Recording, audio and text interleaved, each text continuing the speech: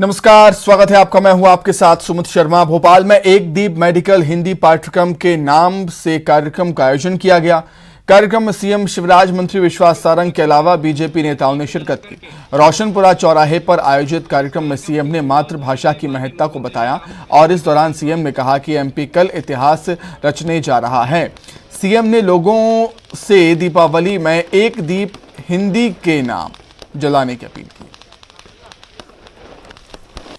Medical की और engineering की पढ़ाई भी मातृभाषा में दी जानी चाहिए। मध्य प्रदेश ने उनके संकल्प को सिद्धि में बदलने का प्रण किया। मध्य प्रदेश के चिकित्सा शिक्षा मंत्री विश्वास सारंग जी के नेतृत्व में एक टीम बनी, सेल बने, डॉक्टर से लेकर विशेषज्ञ तक सब जुड़े और जो असंभव था उसको संभव करके दिखा दिया। हिंदी में पुस्तकें तैयार हैं अब मेडिकल की पढ़ाई। वो हिंदी में ही सब कुछ हो सकता है, ये सिद्ध करके दुनिया को दिखाए और ये कल होगा। और इस अवसर पर आज ये हिंदी के नाम दीप जले। कल भी सारे स्कूलों में, कॉलेजों में दीप जलाए और हो सके तो दिवाली के पहले अपने घर में भी एक दिया हिंदी के नाम का लगाए।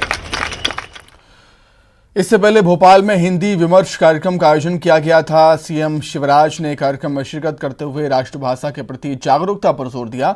सीएम ने मंदार रूम में निरीक्षण किया और हिंदी में मेडिकल किताबें तैयार करने वाली टीम को बधाई दी।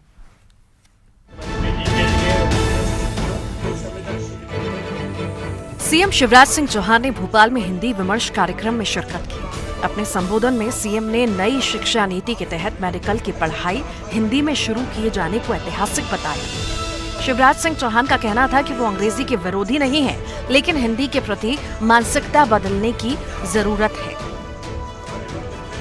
क्या प्रतिभा केवल अंग्रेजी में होती है? हमारे बच्चों में प्रतिभा है, क्षमता है, योग्यता है, कोई कमी नहीं। केवल भाषा की जानकारी नहीं होने के कारण वो कुंठित हो जाए, कोई आत्महत्या कर ले, कोई ये समझे कि मेरी जिंदगी बेकार है, तो मैं मानता हूं कि ऐसी अंग्रेजी को धिक्कार है। काहे के लिए ऐसी अंग्रेजी? सीएम शिवराज ने गांधी मेडिकल कॉलेज में बने मंदार रूम का भी निरीक्षण किया। सीएम ने मेडिकल का कोर्स हिंदी में तैयार करने वाली टीम से मुलाकात की और उनका हौसला बढ़ाया। सीएम ने कहा कि मंदार वॉर रूम ने इतिहास रचा है। देश में सबसे पहले हमने किया है। आज मैं इसलिए आप लोगों से मिलने भी आया हूँ, बधाई देने भी आया हूँ। एक नए युग का सृजन कर रहे हैं। वो बच्चे जो अंग्रेजी नहीं जानते कितने आत्मविश्वास से भरेंगे, इसकी कल्पना आपको भी नहीं होगी। लेकिन इसलिए सोचते नहीं थे कि अंग्रेजी तो आदमी नहीं करेगी, क्या प्रतिभा होते हुए नया इतिहास लिखा जा रहा है, नया अध्याय लिखा जा रहा है।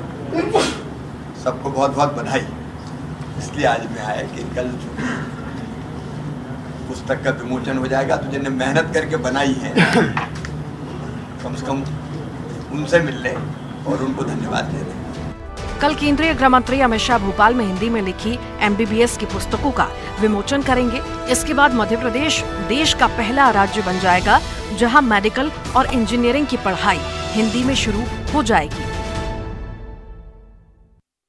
मध्य प्रदेश फिर से इतिहास रचने जा रहा है, जहां देश में पहली बार एमबीबीएस की पढ़ाई हिंदी में होने जा रही है, जिसको लेकर अंग्रेजी की किताबों का हिंदी में अनुवाद किया गया, जिसका 16 अक्टूबर को लाल परेड ग्राउंड में केंद्रीय गृह मंत्री अमित शाह किताबों का लॉन्च करेंगे। और वहीं हिंदी में सिलेबस बनाने वाली टीम को अमित शाह सम्मानित भी करेंगे और कार्यक्रम के बाद गृह मंत्री अमित शाह के साथ फोटो सेशन भी होगा।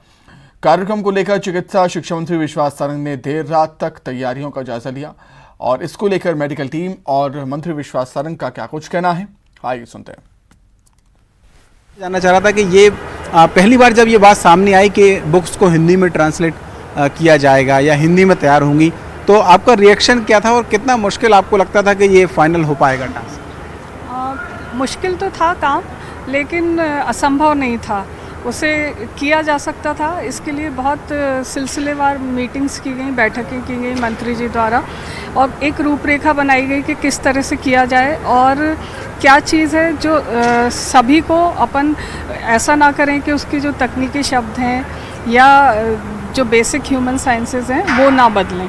इसके लिए फिर ये रूपरेखा बनाई गई कि जो भी टेक्निकल वर्ड्स रहेंगे उनको सेम लिखेंगे। जैसे हार्ट है तो उसको हार्ट लिखेंगे पर देवनागरी लिपि में लिखेंगे। प्लान बनाया गया कि हम लोग इसमें और भी लोगों को जोड़ें, क्योंकि काम बहुत ज़्यादा था। किसी भी बुक को रूपांतरित करना, उसके एक एक पेज को करना, मतलब आप समझिए कि अगर 500 पेज की कोई बुक है और ऐसे आपके पास 4 वॉल्यूम हैं तो आपके पास कम से कम 2000 पेज होते हैं, जिसकी हर लाइन को आप हिंदी में रूपांतरित करोगे। उसके पिक्चर्स भी होते हैं, उसमें फिगर्स, डायग्राम भी होते हैं। तो इसके लिए फिर हम लोगों ने और जो दूसरे मेडिकल कॉलेज हैं जैसे जबलपुर है, इंदौर है, यहाँ के लोगों को भी इस कार्य के लिए प्रोत्साहित किया और जोड़ा। संजीव जी हमारे साथ हैं। सर, मैं जानना चाहूँगा कि आपने कौन सी बुक ट्रांसलेट की है और उसको ट्रांसलेट करने में कितनी परेशानी? मैं एसोसिएट प्रोफेसर हूँ फिजियोलॉजी विभाग में, तो मैंने मेडिकल फिजियोलॉजी है उसकी कुछ चैप्टर मैंने कुछ यूनिट किए। चूँकि बहुत बड़ी टीम थी ये, तो मैंने कुछ चैप्टर इसके हिंदी में मैंने किए हैं जो मेडिकल फिजियोलॉजी है। अमित शाह का ये वही मंच है जहाँ पर वो खड़े होकर किताबों को, वो किताबें मेडिकल की जो हिंदी में अब तैयार हुई हैं और हिंदी में मध्य प्रदेश में मेडिकल की पढ़ाई शुरू होगी। कैमरामैन दीपक के साथ शरद श्रीवास्तव, न्यूज़ 18। हमारे साथ इस वक्त बात करने के लिए मध्य प्रदेश के चिकित्सा शिक्षा मंत्री विश्वास सारंग जी हैं। विश्वास सारंग जी, अब बस कुछ ही घंटे बाकी हैं जब मध्य प्रदेश इस दिशा में इतिहास लिख देगा कि पहली बार मेडिकल की पढ़ाई हिंदी में होगी। ये कितना मुश्किल टास्क है? ये बहुत बड़ा अचीवमेंट है और हमें प्रसन्नता है कि हम नरेंद्र मोदी जी का सपना साकार कर रहे हैं, शिवराज सिंह चौहान जी का सपना साकार हो रहा है। और निश्चित रूप से अब कल मध्य प्रदेश के इतिहास में, देश के इतिहास में ये दर्ज होगा कि अब मेडिकल की पढ़ाई भी हिंदी में संभव है। अमित शाह जी आ रहे हैं सर, क्या कुछ तैयारी उनको लेकर? क्या वो डॉक्टर जिन्होंने इसमें हिस्सेदारी की इस पूरे अभियान में, उनका सम्मान करेंगे, उनसे संवाद भी करेंगे? निश्चित रूप से उनके साथ हमने एक फ़ोटो सेशन, जो हमारी मंदार की टोली का एक फ़ोटो सेशन हमने रखा है, और हम अमित शाह जी सबसे मिलेंगे और सबकी हौसला अफजाई करेंगे। अब वो वक्त आ गया है जब मेडिकल की पढ़ाई हिंदी में होगी और मध्य प्रदेश से इसकी शुरुआत होगी। कैमरामैन दीपक के साथ शरद श्रीवास्तव, न्यूज़ 18 भोपाल। कल केंद्रीय गृह मंत्री अमित शाह मध्य प्रदेश को सौगात देंगे। अमित शाह भोपाल में MBBS की हिंदी में लिखी किताबों का विमोचन करेंगे। वहीं ग्वालियर में शाह एयरपोर्ट के नए टर्मिनल का शिलान्यास करेंगे। शाह के दौरे की तैयारियों को पूरा भी कर दिया गया है।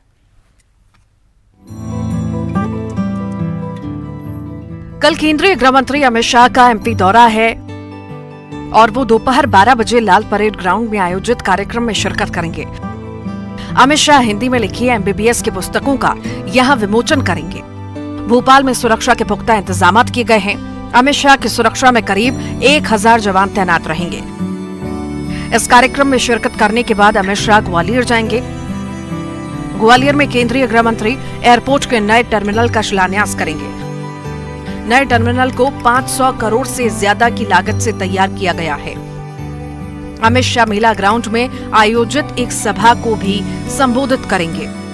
ग्वालियर के आसमान के द्वार खुलने वाले हैं, ग्वालियर के धरती के विकास के द्वार खुलने वाले हैं, और मुझे विश्वास है कि इस कार्यक्रम से एक नई इतिहास और एक नया अध्याय ग्वालियर की लिखी जा रही है। जो कल्पना हमारी है हवाई अड्डे की, वो कल्पना आप लोगों के समक्ष कल सुबह, कल कार्यक्रम में आप स्वयं देखेंगे, और ये एक राष्ट्र नहीं विश्वव्यापक कल्पना होगी इस नवीन एयरपोर्ट टर्मिनल। एयरपोर्ट की सौगात देने के बाद अमित शाह जयविलास पैलेस जाएंगे, जहां उनका शाही स्वागत किया जाएगा। अमित शाह यहां मराठों और सिंधिया राजवंश की देश के लिए लड़ी गई लड़ाइयों और इतिहास को एक डॉक्यूमेंट गैलरी के जरिए जानेंगे।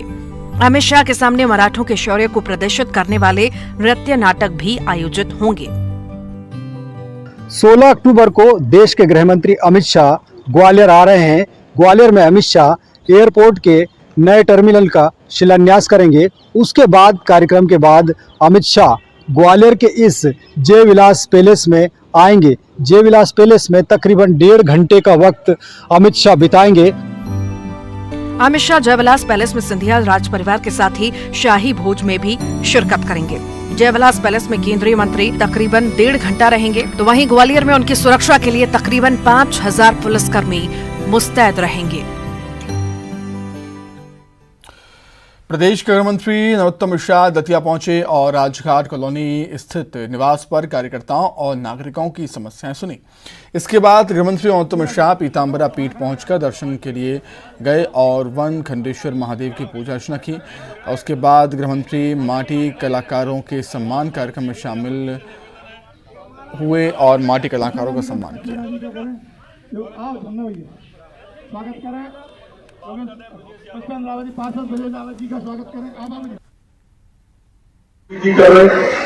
उस भारत की कल्पना, जिस विश्व गुरु बनने की तरफ हमारा भारत जा रहा है, उस विश्व गुरु की कल्पना, ये सब अधूरी रह जाएगी। इसलिए यहाँ पर शिक्षक भी उपस्थित है, कोच भी उपस्थित है, पालक भी उपस्थित है और बालक भी उपस्थित है। मेरी सबसे प्रार्थना है कि बच्चे को मैदान से जोड़ो। मंडी टैक्स में छूट को लेकर बड़वानी के किसान कपास की खरीदी बंद कर अनिश्चितकालीन धरने पर बैठ गए। अपनी मांगों को लेकर किसान मंत्री से मिलने का इंतजार कर रहे थे, लेकिन मंत्री जी वहां पहुंचे ही नहीं। इस मामले में जब शिक्षा मंत्री मोहन यादव ने सवाल किया तो वो मीडिया से बचते हुए नजर आए। वहीं इस पर बाला बच्चन ने सरकार पर निशाना साधते हुए कहा कि सरकार की नीयत में खोट है और दाल में काला है। उन्होंने आगे कहा कि मंडी टैक्स कम करने पर किसानों और व्यापारियों की समस्या खत्म हो सकती है। डिडौली नगर परिषद के अध्यक्ष पद पर 20 साल बाद कांग्रेस ने कब्जा जमाया। नगर परिषद अध्यक्ष पद पर कांग्रेस प्रत्याशी सुनीता सारस निर्वाचित हुई, तो उपाध्यक्ष पद बीजेपी की सारिका नायक को मिला। अध्यक्ष पद पर परचम लहराने के बाद कांग्रेस कार्यकर्ताओं ने शहर में जुलूस निकालकर खुशी का इजहार किया।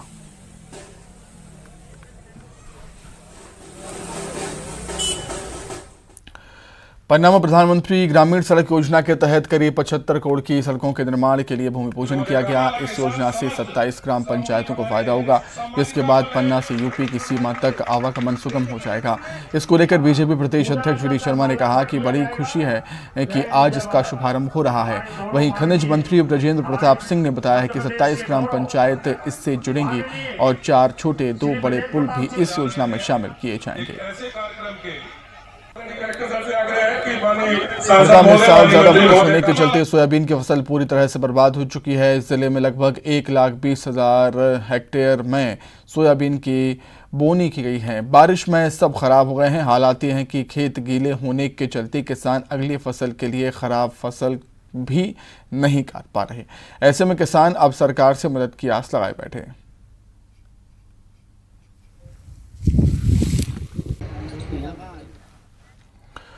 उज्जैन में 19 साल के आर्मी स्टूडेंट्स के अपहरण के मामले में पुलिस ने बड़ा खुलासा किया है। सीएसपी विनोद ने बताया कि स्टूडेंट को ऑनलाइन गेम की लत लगी थी। उसे ऑनलाइन गेम में 90,000 की राशि पे करनी थी। जब उसे कोई रास्ता नहीं दिखा तो उसने अपनी ही अपहरण की साजिश रच डाली। साथ ही पुलिस ने यह भी बताया कि स्टूडेंट के अपहरण का जो वीडियो सामने आया था वो उसके दोस्त ने ही बनाया था।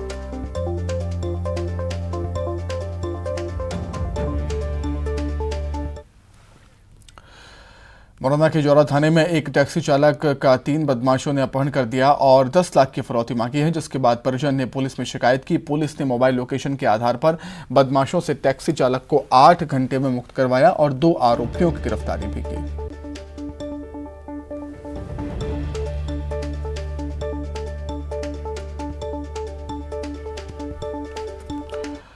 उज्जैन क्राइम ब्रांच की टीम ने बेखौफ पिस्टल बेच रहे 2 युवकों को धर दबोचा। दरअसल क्राइम ब्रांच हिस्ट्री शीटर बदमाशों के खिलाफ लगातार कार्रवाई कर रही है और इसी दौरान मुखबिर की सूचना पर कोतवाली थाना पुलिस ने इलाके में दबिश दी। फिलहाल क्राइम ब्रांच अधिकारी का कहना है कि दोनों युवकों से पूछताछ हो रही है और जल्द ही बड़े रैकेट का पर्दाफाश करेंगे।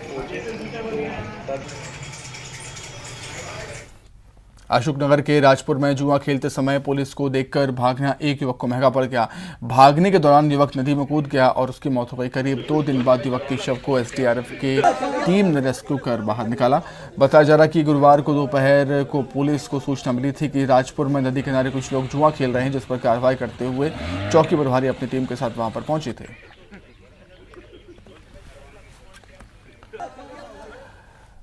रीवा के बहुचर्चित 20 करोड़ रुपए के घोटाले के बैंक घोटाले का मास्टरमाइंड, मुख्य मास्टरमाइंड आरोपी शनिवार को गिरफ्तार हो चुका है। अब पुलिस घोटाले से जुड़े पहलुओं पर आरोपी से पूछताछ में जुटी है। बताया जाता है कि आरोपी 6 साल से साधु बनकर पुलिस को चकमा दे रहा था।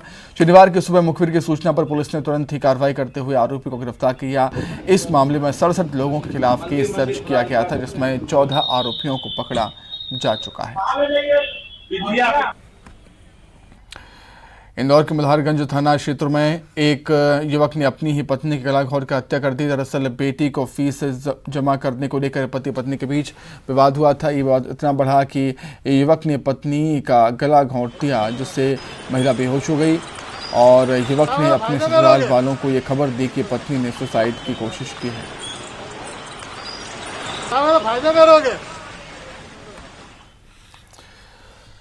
जबलपुर में लाठी इंडिया एसोसिएशन ने लोगों को लाठी चलाने का प्रशिक्षण देना शुरू कर दिया है, जिसमें पुलिस लाइन के 9 आरक्षकों को लाठी देना प्रशिक्षण दिया और मुंबई से आए लाठी प्रशिक्षक ने 9 आरक्षकों को आपात स्थिति में लाठी चलाने की ट्रेनिंग दी। इस दौरान एसोसिएशन के अन्य सदस्य भी पुलिस लाइन में मौजूद थे, जिन्होंने बताया कि इस विधा को खेल के रूप में बढ़ावा देने का प्रयास किया जा रहा है। 4 5 लेके ओके, आप दिखाओ ये कैसे करना है, ये पीछे दिखाना है। ओके, आगर मालवा के ग्राम मैना में खेल रहे बच्चों को खलिहान में ब्रिटिश कालीन के बेशकीमती सिक्के मिले, जिसकी सूचना मिलने पर तहसीलदार और थाना प्रभारी टीम के साथ वहां पर पहुंचे और सिक्कों को जब्त कर पंचनामा बनाया। वहीं तहसीलदार ने सिक्कों की जांच करवाकर कोषालय में जमा कराने की बात कही। श्योपुर के कूनो नेशनल पार्क को 16 अक्टूबर को पर्यटकों के लिए खोल दिया जाएगा। इसके लिए कूनो के 3 में से 2 गेट खोले जा रहे हैं। टिकटोली का गेट बंद रहेगा। कूनो जाने वाले पर्यटक हिरण, सांभर, नीलगाय, बारहसिंगा सहित तमाम जीवों को देख सकेंगे। हालांकि ये पर्यटक अभी चीते नहीं देख पाएंगे। नामीबिया से लाए गए चीतों का क्वारंटीन समय कल 16 अक्टूबर को पूरा हो रहा है, लेकिन टास्क फोर्स के अधिकारियों की बैठक नहीं हो पाने की वजह से चीतों को फिलहाल बड़े बाड़े में शिफ्ट नहीं किया गया। उमरिया के बांधवगढ़ टाइगर रिजर्व से है खबर, जहां इवनिंग सफारी में बाघ को देखने के लिए पार्क घूमने गए सैलानियों को उनके पसंदीदा बाघिन कजडी नजर आ गई। बड़े दिनों के बाद बाघिन कजडी के दीदार होने से रोमांचित सैलानियों ने बाघिन कजडी का वीडियो बनाकर सोशल मीडिया पर अपलोड कर दिया। बता दें कि कजडी बांधवगढ़ की मशहूर बाघिन है, जिसकी एक झलक देखने के लिए सैलानी जंगल में घंटों घूमते हैं। गौरतलब है कि अक्टूबर से शुरू हुए पर्यटन के बाद पहली बार सैलानियों को बाघिन कजडी नजर आई।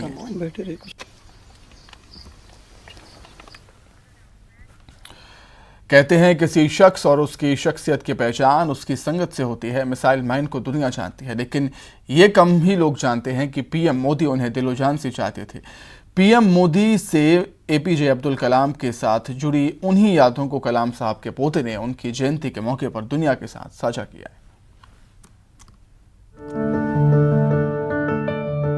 जिसने दुनिया को अपने दिमाग का लोहा मनवाया, भारत की सैन्य ताकत को बढ़ाया, देश को परमाणु शक्ति संपन्न बनाया। देश उन्हें मिसाइल मैन के नाम से जानता है। नाम है अबुल पाकिर जैनुल आबिदीन अब्दुल कलाम। नाम से इंसान को पहचान मिलती है, लेकिन कलाम साहब को तो दुनिया काम से पहचानती है। और पीएम नरेंद्र मोदी देश के काम आने वाले हर इंसान से दिलो जान से मोहब्बत करते हैं। फिर कलाम साहब का तो कहना ही क्या, वो तो देश के दिल में बसते हैं। इनकी दोस्ती की दास्तां कलाम साहब के पोते की जुबानी ही सुनी। One day, Dr. Kalam called me, said, my great friend is coming from Gujarat. So I thought one of his friends is coming to meet him. But suddenly there are so many vehicles coming from outside. That time the Chief Minister of Gujarat, Narendra Modi, was coming to meet Dr. Kalam. So he stopped all the vehicle outside the house and walked inside the house to meet Dr. Kalam. It was a great movement. So meeting one of the greatest chief ministers in the country, 2009. दोस्ती का यह सिलसिला तब और भी गहरा हो गया जब गुजरात के रास्ते मोदी जी बतौर पीएम दिल्ली पहुंची। तब कलाम साहब को विशेष तौर पर आमंत्रण भेजकर दिल्ली बुलाया। जो देश को अपने दिलों में रखते हैं, ऐसे दो दिग्गजों की दिल्ली में जब मुलाकात हुई तो भी देश ही सर्वोपरि था। कलाम साहब को पीएम की तरफ से देश के विकास वाले विजन 2020 के लिए हर मुमकिन मदद का भरोसा मिला। Thankful to the Prime Minister Narendra Modi ji, because when he became a Prime Minister of India, he immediately called Dr. Kalam for the blessings from to get. So Dr. Kalam advised him for the developmental work what he has to taken for this country, because he set the target of 2020 as a developed nation. So Prime Minister Narendra Modi ji is promised Dr. Kalam for carrying all his vision for the great nation in the largest democracy in the world. Sheikh Salim कहते हैं 27 जुलाई 2015 को जब कलाम साहब का आकस्मिक निधन हुआ तो भी पीएम नरेंद्र मोदी परिवार के साथ पहाड़ बनकर खड़े नजर आए। इस मुश्किल घड़ी में परिवार को कुछ भी समझ में नहीं आ रहा था, लेकिन तब पीएमओ से आए एक कॉल ने इनकी तमाम मुश्किलों को पल में हल कर दिया। 2015 when Dr. Kalam passed away, we don't know what to do, but the call came from the PMO, said they want to do it in all the things in Delhi, but Dr. Kalam's elder brother requested PM for bring back my brother to Rameshwaram because he is born and brought up here.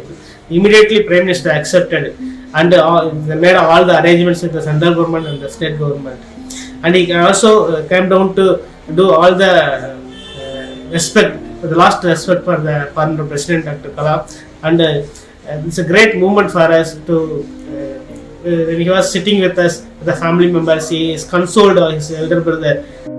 So he set a target of within 9 months he wants to construct. आने वाली पीढ़ियां कलाम साहब को करीब से जान सके, नई नस्लों में कलाम साहब जैसा देश प्रेम जाग सके, इसके लिए पीएम मोदी ने अब्दुल कलाम की यादों को सहेजने और संजोने के लिए डॉक्टर कलाम नेशनल मेमोरियल बनाने की ठानी और रिकॉर्ड 9 महीनों में ही वो सपना सच कर डाला। Also he committed what he promised in the parliament within 9 months. So inaugurated, he came down to Rameshwaram and the Pekarabu inaugurated a APJ Abdul Kalam National Memorial dedicated to this nation. PM Modi का दोस्तों और देश के लिए, जीने वालों के लिए हर पल मौजूद रहना और अपने मिशन और विजन के लिए कमिटेड रहना ही उन्हें औरों से अलग बनाता है। इसलिए तो देश में कलाम बनने का सपना हर युवा सजाता है। Bureau report, news 18। इसी के साथ ही फिलहाल इस बुलेटिन में इतना ही। खबरें लगातार जारी है। नमस्कार।